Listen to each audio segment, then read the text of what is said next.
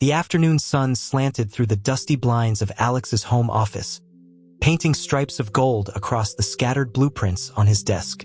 Leaning back in his swivel chair, he pushed away from the desk with a soft squeak of wheels, propping his feet up on the edge. He pulled his phone from his pocket, thumbing to his contacts. "Hey, Ben," he said when the call connected, rubbing the bridge of his nose with his free hand. "The specs for the Wilson project are in your inbox. Give them a once-over, will you? If it looks clean, fire them off to the client." "On it," Ben's voice came through, cheerful and immediate. "Honestly, man, I could probably send it blindfolded." "Solid." A faint smile touched Alex's lips. He let his head fall back against the headrest, the fatigue of a long day settling into his bones. "Great. If the client has any more brilliant last-minute changes after this, they're all yours. I'm officially tapped out." "Ugh, don't remind me. We'll deal with the corporate circus tomorrow." Ben swiftly changed the subject. "You eaten? My mother-in-law just dropped off a pot of her famous beef stew. Nightmare on the arteries, but a dream in your mouth. Wanna come by?" Alex's stomach gave a low, insistent growl at the mention of food. He hadn't even thought about eating. When he was in the zone, everything else faded: meals, time, the outside world. He glanced at his phone screen. 4:30 p.m. He'd been at this since his late breakfast, a single bowl of cereal hours ago. A flicker of irritation crossed his mind. Ethan, the quiet kid now occupying his guest room, hadn't made a peep either. It was like having a ghost in the house. Feed it, water it, and it just existed silently. "Your fiancée spends her nights thinking about me?" Alex deflected, his voice dry. "Tell her to get a hobby. I'm a taken man now, Ben. No longer the free agent you knew. I've got dependents." Ben's laugh crackled through the speaker. "You make it sound like you adopted a puppy, not a brother." All right. Enjoy your domesticated life, Papa Alex. Go have dinner with your boy." Papa Alex ended the call and slumped further into his chair. The post-lunch slump he usually slept through had been sacrificed to work, leaving him in a weird, drowsy limbo. He scrolled aimlessly through his phone for a few minutes, answering a couple of texts. Then his thumb hovered over the messaging app. He tapped open Ethan's contact. No profile picture, just initials. He typed 2 words, "Hey, you." Then he attached a photo. Ethan had been staring at the same page of a paperback for 20 minutes, the words a blur. After his call with Jamie, he'd lit a cigarette and let the silence of the unfamiliar room press in on him. The afternoon had drifted by in a haze of printed text and the occasional skittering sound of mittens, Alex's aloof gray cat, sneaking in and out. The sharp ding from his old, battered phone was jarring in the quiet. He winced, picking it up. A message from Alex. It loaded painfully slowly, a text, then an image that refused to resolve. He had to clear a frustrating amount of storage, deleting old screenshots, before he could finally see it. 2 words, blown up in a meme font. "I'm hungry." From the office, Alex heard a distinct thump, like a phone being tossed onto a bed. Then a door opened, footsteps approached down the hall. Ethan appeared in the doorway, his expression a flat mixture of resignation and mild annoyance. "Grilled cheese?" he asked, the words dropping into the quiet room. Alex, still with his feet on the desk, swiveled his phone between his fingers. He looked at Ethan's tired face and suddenly felt a genuine laugh bubble up. There was something unintentionally endearing about his blunt, practical response. "Sure. I'll order a pizza too." Alex stood, following Ethan into the clean, modern kitchen. "You didn't have a reaction to the shrimp last night, right?" Ethan gave a non-committal grunt. Alex reached out and casually lifted the hem of Ethan's t-shirt, checking his side. He caught a glimpse of taut skin, no rash, before Ethan jerked away with a glare. "Just checking," Alex said, holding up his hands in surrender before retreating to the living room. The pizza arrived steaming and fragrant. As Alex was transferring slices to plates, Ethan's ancient phone buzzed violently on the coffee table. Another call. This one lasted through Alex setting the table, turning on the TV to some old sitcom rerun, and halfway through his first slice. Finally, Ethan emerged from the hallway, his brow slightly pinched. "All good?" Alex asked, nudging a plate toward him. "You didn't have to wait." "Easier this way," Alex shrugged, taking another bite. The cheesy, greasy goodness was a profound relief. Once the initial hunger pang subsided, he leaned back, lighting a cigarette and letting the familiar comfort of nicotine wash over him. "You ever gonna swap out that relic of a phone?" Ethan's eyes flicked to him, then away. "Your phone has questionable content." "What case?" Alex began, then stopped. A slow realization dawned. No way. He was meticulous about his browser history. "Just do a factory reset." "Go get it," Alex said, nudging Ethan's shin under the table with his foot. Ethan retrieved the device, tapped a few times, and slid it across the table with a look of deep disapproval. Alex caught it, amused. 17 years old and squeamish? "What's the big?" His words died in his throat. On the screen was a close-up photo of his own torso, a faint bruise visible near his hip bone. He'd taken it to text his doctor after a clumsy encounter with a filing cabinet. The lighting was direct. "Are you serious? My abs are questionable content?" He flipped through the photo album in exasperation. "It's a medical inquiry. If anything, you should appreciate the aesthetics." Ethan had settled on the couch, long legs stretched out, watching the TV. He turned his head, a strangely captivated look on his face as he listened to Alex's rant, as if witnessing a peculiar and audacious natural phenomenon. Even more audacious, Alex proceeded to tap the screen a few times, setting the very same photo as Ethan's new lock screen wallpaper. "Teenagers," he muttered around his cigarette, tossing the phone back. Ethan picked it up, pressed the side button. Alex's toned stomach and the waistband of his boxers flashed to life, brilliantly clear. Ethan's lips pressed into a thin line. He let his head fall back against the couch cushion, draping a forearm over his eyes. For the first time since Alex had known him, a low, helpless laugh escaped, shaking his shoulders. By conventional standards, it wasn't a magazine cover physique. But to Ethan, the defined lines, the flat plane of his stomach, it was undeniably, well, it was also completely, utterly ridiculous. Alex watched him laugh, one foot propped on the chair. The scowl on his own face melted away, replaced by a grudging smile. "You're an idiot," he said, the words lacking any bite. He dropped his forehead to his knee, his own shoulders shaking with silent laughter. "Go do the dishes," he ordered, standing up and giving Ethan's leg a light kick as he passed toward the bathroom. Surprisingly, the routine of cohabitation began to yield a strange, quiet enjoyment for Alex. The tension of their first awkward weeks had dissolved, especially after the absurdity of the questionable content incident. All pretense and formality had evaporated. They were just two people sharing a space, boundaries worn soft by proximity and shared, stupid humor. Ethan, for all his icy reserve, wasn't ungrateful. Alex's unspoken offer of shelter, the easy acceptance, hadn't gone unnoticed. After cleaning up, he had the leftover cantaloupe from the night before, spearing it with a spoon and leaving it on the counter for Alex. Alex ate it without comment, but it felt significant. For the first time, it occurred to him that these past few weeks hadn't just been him observing Ethan. Maybe Ethan had been evaluating him too. This comfortable, almost domestic rhythm was brutally interrupted by Monday. Alex, usually rolling out of bed by 8:30, was jolted awake at 7 by a full bladder. Deciding sleep was futile, he got ready and headed to the office early. Monday was its own special chaos. It was past 8 by the time he finally pushed through his own front door. The apartment was dark and silent, save for two glowing green eyes from the couch. Mittens. The usual comforting aroma of something cooking was absent. The stillness felt heavy, wrong.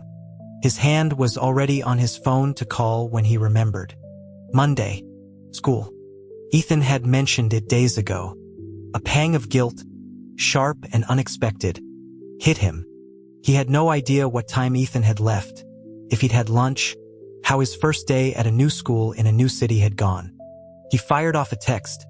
Need a ride home? He'd already changed into sweats and was face down on the sofa, every muscle protesting. The offer was mostly ceremonial. Ethan's reply came quickly, back gate. Alex sighed, a long-suffering sound, and pushed himself back up. What time do you even get out? He muttered, grabbing his keys. Spotting Ethan at the back gate of Westwood High wasn't difficult. He stood apart, leaning against a lamppost, a tall, striking silhouette amid the riot of backpacks and eclectic teen fashion. He was wearing the new clothes Alex had gotten him, and he looked polished, composed. Alex remembered the sullen, poorly dressed kid he'd picked up at the bus station weeks ago. The transformation was quietly remarkable. He pulled the car up to the curb and tapped the horn. Ethan was on the phone, a slight frown creasing his forehead. He looked irritated. A few girls glanced over at the car. Ethan's eyes met Alex's through the windshield. He didn't move, still speaking into the phone. Alex rolled down the window, catching only the tail end of the conversation. Just don't say that stuff anymore. It's pointless. Ethan ended the call, not waiting for a reply, and slid into the passenger seat, the door closing with a solid thunk. The screen of his phone still showed the call log. Alex's eyes skimmed over the name before Ethan tucked the phone away. Jamie. Sounded like a girl's name. Girlfriend? Alex asked, the tease light in his voice. Ethan, stowing his backpack, paused. No. Alex nodded, letting it go. It's a guy, Ethan added, the words coming out clipped, edged with the frustration from the call. Alex glanced at him, surprised. Not about the gender, but about the unprompted clarification. It felt out of character, a crack in the usual wall of silence. So how was it? Alex asked, shifting gears as he pulled into traffic. First day. Cafeteria food survived the taste test? A non-committal sound from the passenger seat. There was the familiar Ethan he knew. You hungry? Alex asked, eyeing the strip of fast food joints and diners along the road. We can grab something. You haven't eaten? Takeout is fine, Ethan said, his phone vibrating with a text. He glanced at it and shoved it in his pocket. Lots of homework. Alex bit back a smile. The words Ethan and homework seemed to belong in different universes. Homework already? Brutal. Ethan didn't answer. The air in the car grew thick with a quiet, simmering displeasure. It was clearly about the caller, Jamie. Probably the same one from yesterday who'd kept him on the phone forever. They were clearly close, had been for years. Friends fought. Alex and Ben had been known to throw punches well into adulthood. But this felt different. Stickier. The daily calls, the long conversations, the text that came right after a tense hang-up. It had a rhythm Alex didn't recognize from his own friendships. This rhythm became a constant, low-frequency hum in the background of their lives. Whether the calls were actually increasing, or Alex was now just tuned to them, he heard the phone ring for Jamie nearly every day. If he didn't know how profoundly disinterested Ethan's mother was, he'd think it was her calling, given how the calls left Ethan either blank or quietly annoyed. She did call, though, in mid-September, and she didn't call Ethan. She called Alex. It was a Saturday. Alex and Ben were packing up to leave the office when Ben swore violently, fumbling for his phone. What? My anniversary. With Becca. I completely blanked. Ben wiped his brow in cartoonish relief. She's been dropping hints all week. Disaster averted. Alex chuckled. Ben, for all his rough-around-the-edges demeanor, adored his wife. And Becca's temper was legendary. Alex still remembered the spectacular purple bruise Ben sported for a week after forgetting a birthday in college. Great. You're not going home, Ben decided, slinging an arm around Alex's shoulders. "You're helping me pick a present. Then drinks with the guys. It's been ages. Again, I've been your shopping wingman since freshman year. Your taste is better. That purse you suggested last time? She uses it every day." Ben was already calling Becca, then firing off texts to their group chat. "Wife's birthday. Drinks. Be there or wire funds." The responses were immediate and enthusiastic. Alex sent Ethan a quick text. "Out late. Don't wait up." Not that it mattered. The kid was self-sufficient. 2 hours later, he got a single-letter reply, K. The call from Diane, Ethan's mother, came at 8:30, as they were moving from the restaurant to a loud, sticky-floored karaoke bar. Alex missed the first ring. He was in the restroom, trying to clear his head from the round of shots Ben had insisted on. "Your phone." A friend yelled over the noise, shoving the device into Alex's hand as he collapsed onto a vinyl booth. "My brother," Alex mumbled, his head buzzing. "Since when do you have a brother?" His friend, Sam, asked, prying open 2 dark beers with his teeth and handing one over. Long story. Alex fumbled with the screen. Diane's second call was coming through. Thinking something might be wrong with Ethan, he signaled to Sam and shouldered his way out to the relative quiet of the hallway. "Alex, I hope I'm not interrupting." Diane's voice was, as always, impeccably polite and softly hesitant. "All good. What's up?" "It's about Ethan. He's settling in all right? Not too much trouble?" Alex found the question almost laughable. A month in and now she checks. "He's fine. No trouble." "Good, that's good. Well, his birthday is coming up. Your father thought it would be nice for us all to celebrate as a family. During the week is so hectic with work and school. Perhaps tomorrow? For a late lunch? Birthday." The word hit Alex with a jolt. He mentally scrambled, recalling the ID he'd seen at the clinic. "Sometime in mid-September." "Yeah, sure. That works. Did you mention it to him?" Diane asked after a beat. "He's in school. You could text him.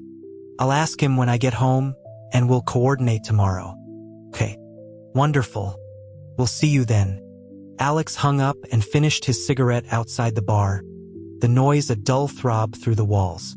He'd helped Ben pick out a necklace for Becca earlier, adding a nice bottle of perfume as his own gift. Simple. Now, thinking of Ethan, he drew a blank. It was nearly 1:30 a.m. when Sam dropped him off, both of them bleary-eyed and smelling of smoke and cheap beer. "Hey, Sam," Alex asked, slumping in the passenger seat. "What do you get an 18-year-old guy?" Sam, whose humor had never matured past the frat house, grinned. "Blow up or non-blow up, my man." Alex laughed, shaking his head, reminded of the absurd gift Ben had gotten him once as a joke. They reminisced about old times until Alex felt dizzy. "Gotta stop," Sam groaned, rolling down the window. "You ever gonna settle down? Your dad's on marriage too, and you're over here playing the field." "The field is my spreadsheet, Sam. Company's still on training wheels." At home, the apartment was dark. He kicked off his shoes, his stomach churning. He was about to head to the bathroom when he saw a sliver of light under Ethan's door. He knocked once, then, without waiting, pushed it open. Ethan was half-propped against the headboard, a book in his lap. He jerked, yanking the comforter up to his waist, his expression shifting from startled to furious. Out, he snarled. "Whoa, sorry." Alex backed up, pulling the door shut, a laugh caught in his throat. "My bad. Carry on." He took 2 steps toward the bathroom, then turned back, leaning toward the door. "Your mom wants to do birthday lunch tomorrow. Don't stay up too late." Any previous activity was now thoroughly ruined. Ethan shoved the covers back, adjusted his sweatpants, and yanked his door open, storming past Alex toward the kitchen. Alex was leaning over the toilet, one hand braced on the wall, simultaneously fighting nausea and the urge to laugh. He heard Ethan's furious footsteps. "Hey, don't start with me, I'm 3 sheets to the..." He turned, misjudging the angle in the dark. At the same moment, Mittens chose to execute a frantic midnight sprint between Ethan's legs. Ethan stumbled, lurching forward. His hand shot out to steady himself on the wall beside Alex. Alex turned his face. Their mouths collided. A stunned, electric silence froze them both. The smell of malt and whiskey from Alex's breath suddenly became the only thing in the universe. They stared, wide-eyed in the dark, frozen in the absurd collision. Before Ethan could even process a reaction, Alex's face twitched. He turned back to the toilet and vomited silently. Alex flushed, rinsed his mouth at the sink, and leaned in the doorway. "Sorry," he said, his voice hoarse. "That wasn't about you." Ethan just looked at him for a long moment, his face unreadable in the shadows, then turned and walked away. Alex heard the click of a light switch, the clatter of a glass on the counter. By the time Alex finished in the bathroom, Ethan's door was closed. Mittens lay curled outside it. "Traitor," Alex whispered to the cat. It ignored him. The next morning, Alex was awakened by the smell of coffee and frying bacon. Ethan was already at the small dining table, a textbook open beside his plate. "You could have woken me," Alex said, yawning and sliding into the opposite chair. He reached for the coffee pot. Ethan blocked his hand with a fork. "Brush your teeth," he said, not looking up from his book. "Right." Alex scrubbed a hand through his hair and shuffled to the bathroom. When he returned, they ate in a peace that felt deliberate. The awkward collision of the night before hung in the air, unacknowledged. To Alex, it was just a weird accident.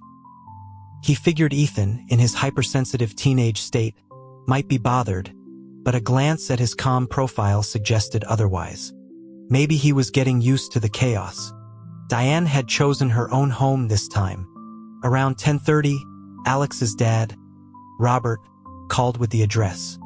Ethan showed no particular emotion, just his usual blend of indifference and vague reluctance as they got in the car. "You've never been, right?" Alex asked. "To her new place." A grunt of affirmation. "Your birthday's the 17th, yeah?" Alex glanced over. "Saw it on your ID." Ethan looked at him but didn't correct him. That was a yes. He seemed to close up whenever his birthday was mentioned. Alex lit a cigarette, still pondering gifts. The interrupted moment from last night popped into his head. Maybe a joke gift wasn't the worst idea.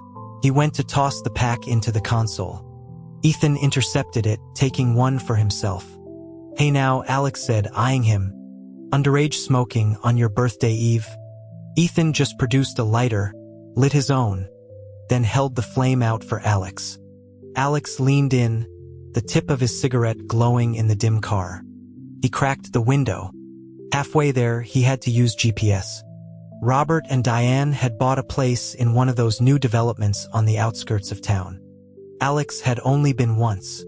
Walking from the sleek elevator to their door, Alex was struck by the profound strangeness of it all. For people brought together by obligation and tangled history, pretending to be a family for an afternoon. He glanced at Ethan. The guest of honor probably felt it 100 times more. "Come on," Alex said, slinging an arm around Ethan's shoulders. "Birthday boy should at least look like he's getting cake." Ethan allowed the contact, meeting Alex's gaze briefly before looking away. The hallway smelled of roasting chicken and herbs. Diane answered the door. Robert's voice boomed from the kitchen. "That Ethan? The cake just got here. Diane picked it out this morning special." "Oh, new haircut. Looks sharp." Ethan gave a tight nod. Alex snagged a piece of bacon from a platter on the entryway table, already feeling the strained atmosphere between mother and son. Diane's gaze skimmed over Ethan, a tight, perfunctory smile on her lips, before landing on Alex. "Traffic bad?" "Alex?" "A bit." "Alex, come give me a hand with the salad," Robert called. Alex, whose culinary skills peaked at scrambled eggs, knew this was code for a private chat. He found the TV remote, turned on a sports channel for background noise, and clapped Ethan lightly on the back. Make yourself at home. In the kitchen, Robert handed him a bag of pre-washed greens. Chicken looks good. Just got delivered. Here, chop these tomatoes. Alex took the knife.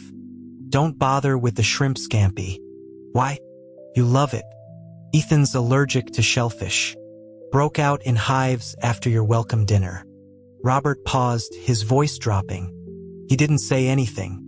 Neither did your wife, Alex said quietly. Robert was silent for a moment, glancing toward the living room where Diane sat on one end of a large sectional. Ethan on the other, miles of beige upholstery between them. Robert closed the kitchen door partway, lighting a cigarette. Of course he's hers, he said, answering the question Alex hadn't even needed to voice. They were separated a long time, since he was little. An adjustment. An adjustment he just showed up for? Alex pressed, dicing a tomato. If his dad hadn't died, was she just going to ignore his existence? Robert's expression tightened. He knew more than he was saying. It's complicated. And this is the plan? This chilly coexistence? Don't expect him to play the devoted son later. You spend a lot of time thinking about how to not be a devoted son.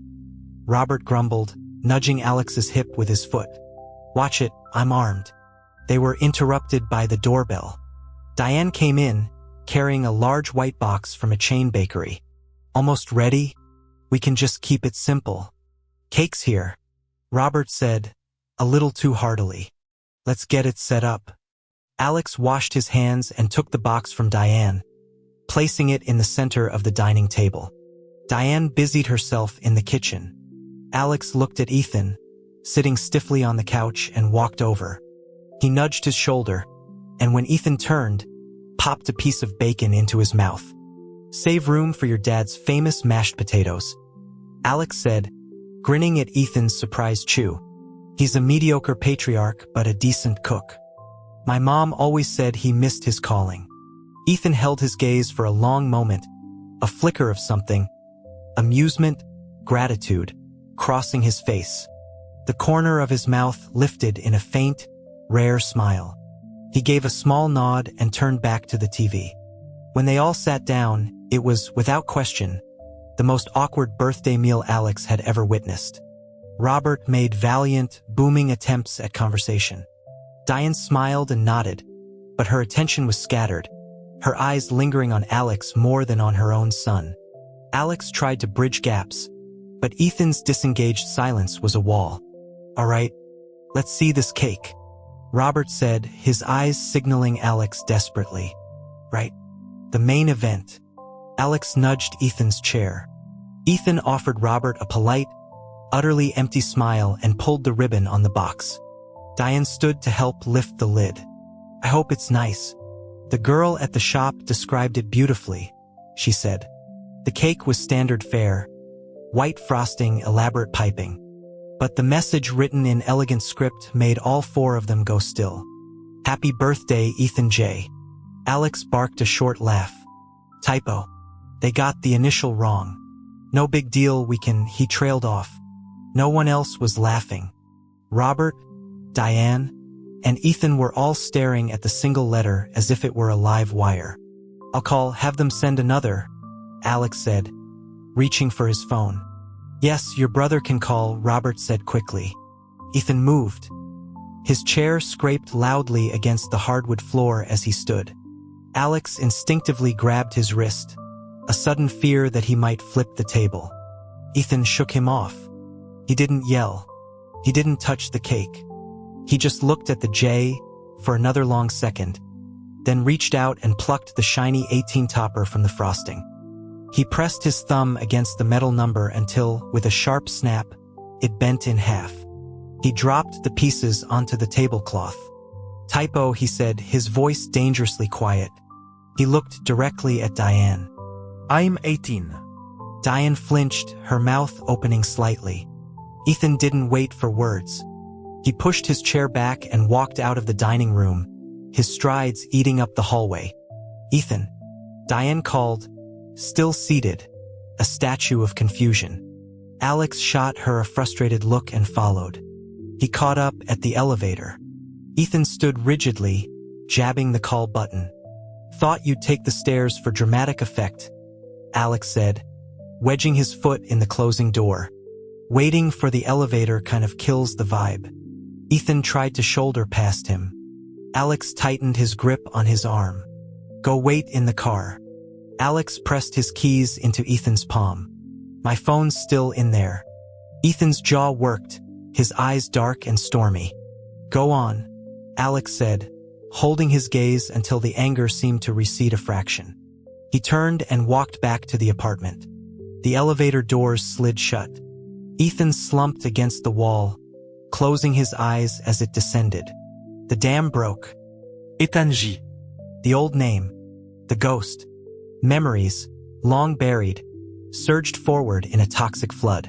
Why's your name Ethan J? Your parents drunk. Let me smell you. Ethan J, you got the spirits on you? Your mama run off Ethan J. Can't blame her, with a drunk for a husband and a little reminder following her around. Come on, Ethan J. Have a drink with your old man. She's gone, boy. You got no mama now. You know why I named you that, Ethan? You know what you are? You're the anchor that sank my whole life. You and that man. He kicked a metal trash can in the parking garage, sending it clattering. A couple walking to their car jumped, the man frowning, but the woman hurried him along, casting a wary glance at Ethan. Ethan got into the driver's seat of Alex's car, the enclosed space hot and stifling. He dropped his forehead against the steering wheel, breathing hard. When he finally lit a cigarette, he felt a sting in his palm. He clenched the key fob so hard it had broken the skin. Back upstairs, Alex found Robert putting on his shoes to follow. Diane still sat at the table, her eyes red-rimmed but otherwise composed. He's in the car, Alex said, retrieving his phone from the table. He picked up the two halves of the bent 18 and dropped them in the trash. We're heading out. Take this chicken, Robert said, already packing leftovers into containers. Diane moved mechanically to help. Alex took the bag and turned to leave. Alex, Diane said, her voice small. He stopped in the doorway. Could you explain to him? It was just a momentary lapse. I didn't think. Alex looked at her, at the woman who couldn't remember her son's chosen name. Robert, a flawed father, at least remembered Alex hated olives. He gave a curt nod. Your son has a shellfish allergy, he added, not looking back. Next time, maybe just order a pizza. He heard Diane's sharp intake of breath, saw Robert's look. He didn't care. In the garage, he nearly tripped over the overturned trash can. He righted it, shaking his head. Opening the car door, he was hit by a cloud of smoke. He waved a hand, coughing. What, you driving? Ethan wordlessly got out, circling to the passenger side. Alex took the cigarette from Ethan's fingers and put it between his own lips. Ethan stared. I was smoking that. I don't care. Alex hung the bag of food from the rearview mirror, blasted the AC, and drove home in silence. Inside, mittens came to weave around Ethan's legs. He crouched to scratch her chin. I'm gonna sleep, he told Alex, his voice raw. Yeah. Go ahead. Ethan paused, then headed down the hall. It was the first time he'd announced his movements. Alex, pulling his shirt over his head, was briefly surprised. He heard the click of a lighter, the soft thump of Ethan's door. Later, showered and in sweats, Alex paced the living room, phone to his ear. Ben. I need a favor. Get Becca. Meet me downtown. Ethan didn't so much sleep as drown in a feverish tide of memories. He drifted in and out of fractured scenes from childhood, each one leaving him more drained than the last. The knock on his door, when it finally came, felt like it was from another world. He opened his eyes. The room was dark, but light from the living room spilled in, outlining Alex in the doorway. He was leaning close, his face murky in the gloom, but Ethan could see his eyes. Thick lashes. Ethan? Alex's voice was soft. He waved a hand in front of his face. When Ethan didn't blink, Alex reached out and gave his cheek a light, deliberate tap, recoiling slightly as if expecting a swing. Ethan frowned, swatting the hand away. What? Thank God. I was about to call an exorcist. Get up. Food's ready. Ethan sat up, dislodging mittens from his chest. That explained the weight. He felt heavy, slow, his thoughts like mud. He grabbed clean clothes and headed for the shower. Alex was putting something in the fridge when he heard the water stop. He quickly finished arranging things on the low coffee table. A pizza box, a bowl of salad, a carton of wings. And in the center, a cake. He turned off the main lights, leaving only the TV and the flickering glow from a ring of small candles he'd wedged into the frosting. He retrieved the gift he'd bought that afternoon, then coaxed a disinterested Mittens to the bathroom door with a treat, placing the wrapped box in front of her. Ethan, towel drying his hair, opened the bathroom door to find Mittens batting at a rectangular package, the wrapping paper already shredded in places. He picked it up. One glance at the product image on the side made his eyebrows shoot up. He leaned against the doorframe, arms crossed, looking from the box to Alex, who was sprawled on the floor, controller in hand, pretending to be engrossed in a video game. Thoughtful? Alex asked, not turning around, a grin in his voice. Touching? Ethan just shook his head, a disbelieving laugh escaping him. The emotional whiplash of the day was complete. He carried the box to his room. An electric device. Alex's thought process was truly something to behold. Sometimes he was surprisingly perceptive, solid in a crisis. The kind of brother anyone would want. Other times he was just wildly unpredictable. He set the thing on his desk. The memory of a drunk, naked Alex from weeks ago, laughing and unself-conscious, flashed unbidden into his mind. Ethan blinked it away, a strange heat creeping up his neck. You're not trying it out already, are you? Alex's voice, laced with amusement, came through the door. I'm starving out here. Ethan opened his door. The living room was dark except for the TV and the candlelit cake on the table. A semicircle of beer bottles surrounded it. He walked over. The cake was homely, lopsided, but covering its surface in various sizes and styles were the words, Ethan. The E-Man. Coolest. Happy birthday, Ethan, Alex said from behind him. Ethan turned. Alex was leaning against the wall by his bedroom, his eyes reflecting the candlelight. Go make yourself some pasta, Alex said, smiling. And make me some too. You made this? Feel the love? Alex walked over, carefully lighting the 18 candle he'd salvaged from the shop. Ethan watched him, the focused dip of his head as he lit the wick, and said nothing. He went to the kitchen and boiled water for spaghetti. When he returned with 2 bowls, Alex had arranged couch cushions on the floor and was settled there, watching an old action movie and gnawing on a chicken wing. Over here, Alex patted the space beside him. Ethan sat, pushing one bowl to the middle. He reached for a beer. Alex snatched it away. Decorative only. You have school. Ethan gave him a look. Rule of the house. Tonight, we're responsible. Alex got up, fetched 2 bottles of iced tea from the fridge, and handed one to Ethan. Open it. Ethan put the cap between his teeth and twisted it off with a crisp click. Save it for midnight, Alex said, going back to his wing. You seen this movie? No. Ethan picked up a beer anyway. You drink the tea. I'll be fine. Alex knew Ethan's tolerance was formidable, but the principle remained. Just one. For the toast. Having more won't make me puke on anyone, Ethan said flatly. The words hung in the air. The memory of the bathroom collision, the kiss that wasn't a kiss, the immediate aftermath, flashed between them. They were sitting close, shoulders almost touching. The proximity felt suddenly charged. Alex cleared his throat. Point taken. He focused on his food. The awkwardness was minor but present. He switched to the iced tea. Compared to you, yeah. I'm a lightweight. Compared to Mittens, you're a lightweight, Ethan said, nudging the cat with his foot. You're awfully chatty when you're happy. Alex clinked his bottle against Ethan's. It's midnight. Time to turn back into a pumpkin. Ethan looked at him, that strange, assessing look again.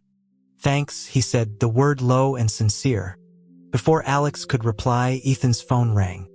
Alex didn't need to see the screen to know it was Jamie.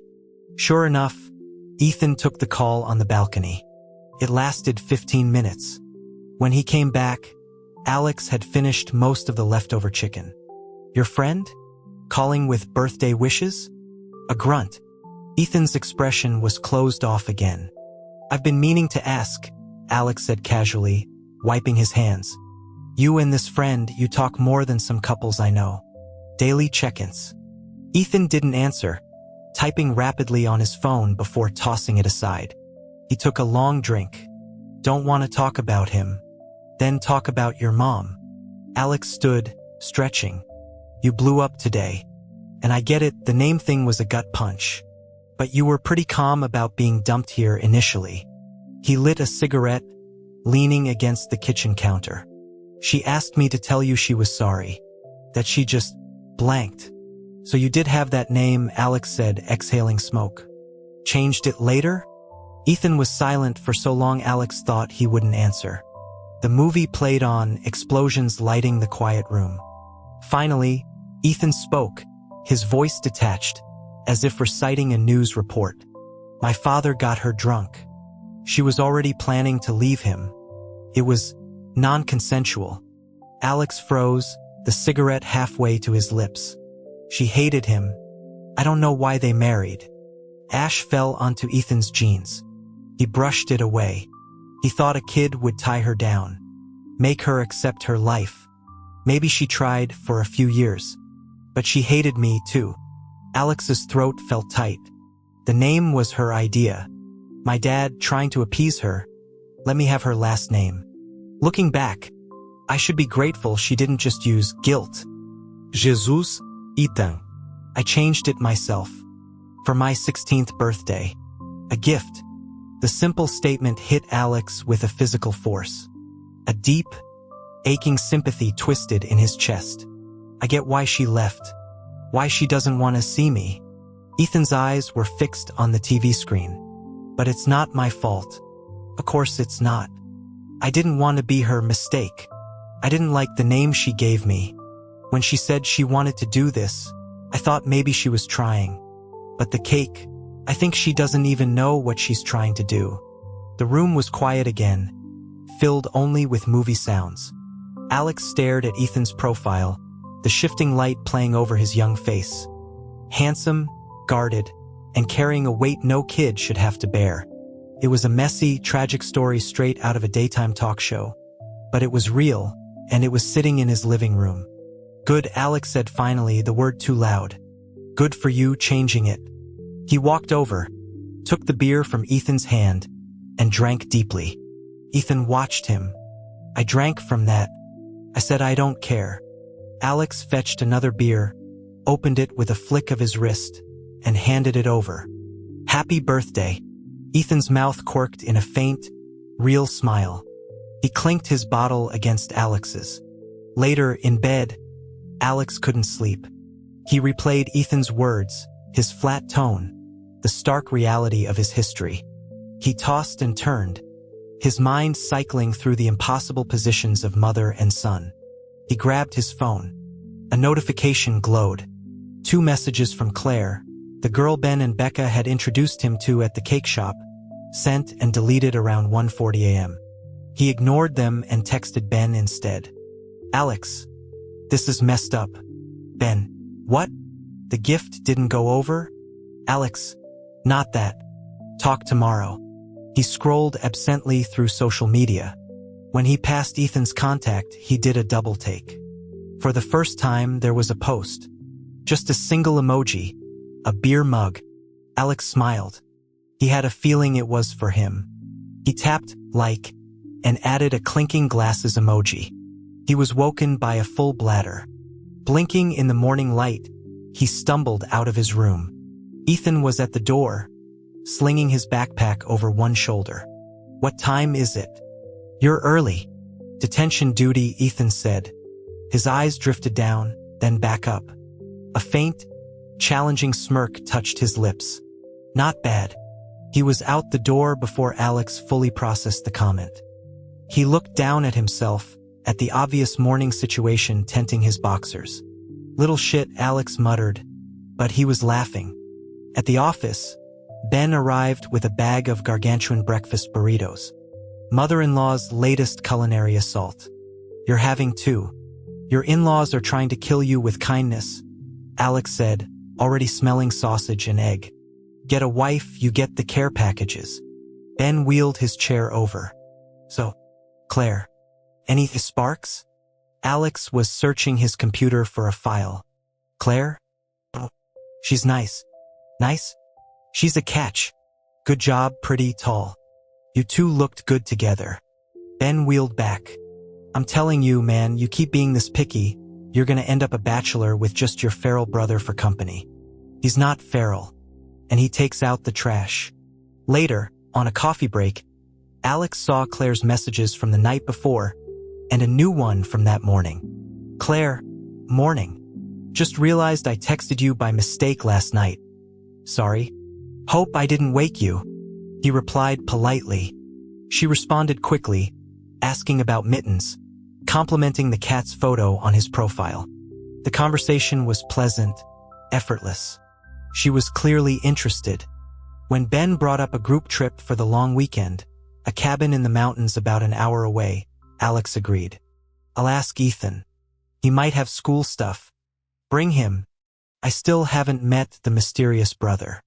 That evening, Ethan had no objections to the trip, though he mentioned an upcoming midterm.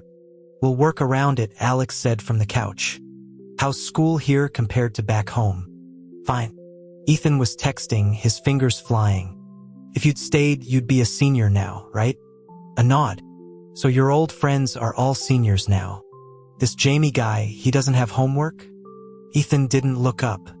Got a problem with it? No, Alex said, reaching over with his spoon to steal a bite of Ethan's ice cream. Just curious what two guys text about all day. Sports? Games? Girls?